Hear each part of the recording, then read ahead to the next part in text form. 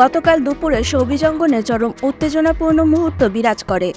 জনপ্রিয় OTT series school গ্যাংয়ের অভিনেত্রী শায়লা সুলতানার সাথী ও আরোহী মিমের মধ্যে বাকবিতণ্ডার জেরে জুতা ছুড়াছুড়ি ঘটনা ঘটেছে। সম্প্রতি স্কুল গ্যাং ওয়েব সিরিজের শুটিং সেটে এমনটাই ঘটেছে বলে নিশ্চিত হয়েছে দেশের একটি গণমাধ্যম। প্রত্যক্ষদর্শীর বরাত দিয়ে গণমাধ্যমটি জানিয়েছে, শুটিং চলাকালীন হঠাৎ করেই অভিনেত্রী আরোহী মিম উত্তেজিত হয়ে সহকর্মী শায়লা সাথীর দিকে জুতা ছুঁড়ে মারেন। এতে মুহূর্তেই উত্তেজনা ছড়িয়ে পড়ে, বেশ কয়েক ঘন্টা শুটিং বন্ধ থাকে। তারপর পরিস্থিতি নিয়ন্ত্রণে এলে পুনরায় শুটিং শুরু হয়।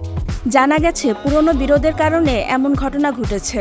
অভিযোগ রয়েছে, আরোহী মিম নাকি কয়েক বছর আগে প্রোডাকশন বয়ের মাধ্যমে শায়লা সাথীকে হত্যা করার চেষ্টা করেছিলেন। জুতা ছুঁড়ে মারার ঘটনাটি স্বীকার করে আরোহী মিম বলেন, হ্যাঁ, ঘটনাটি সত্য।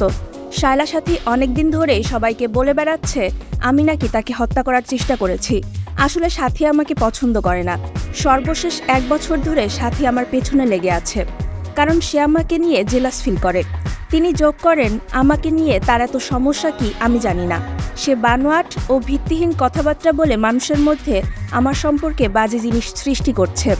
এসব বিরক্তিকর ভিত্তিহীন কথাবার্তার মধ্যে আমি নেই। শায়লা সাথীর কাছে এ বিষয়ে আমি জিজ্ঞাসা করি, সে কোনো প্রমাণ দিতে পারেনি।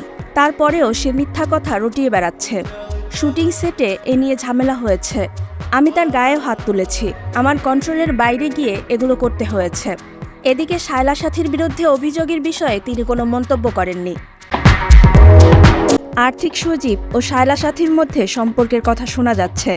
সজীব বিবাহিত ও তার সংসারও রয়েছে। এরই মধ্যে সাথী ও সজীবের বিরুদ্ধে মুখ খুলেছেন ইউটিউব চ্যানেল প্রাঙ্কিং চ্যানেলটির একাধিক শিল্পী।